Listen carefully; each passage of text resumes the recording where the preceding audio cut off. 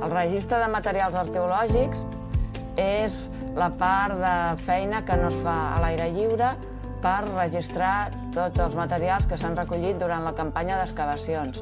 Heu de pensar que 3 setmanes de treball de camp donen de feina la resta de l'any.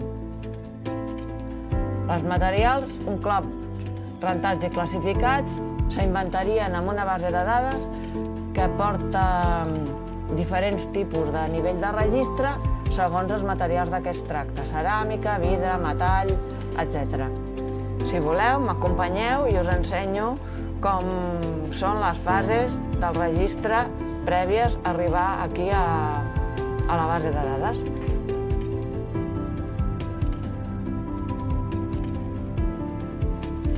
Els materials, tal com ens arriben de l'excavació, estan bruts, s'han de netejar. Un cop netejats se deixen assecar i un cop assecats, llavors es comença a fer l'inventari. S'agrupen per tipologies i si hi ha peces que enganxen, s'enganxen. A vegades això ens permet reconstruir peces com ara aquesta d'aquí i a partir d'aquí llavors ve el marcatge dels fragments segons les sigles de la seva procedència. Això ho fem amb tinta xina i una plomilla. No s'ha inventat res millor. Un cop s'han marcat les peces ja podem registrar-les a la base de dades.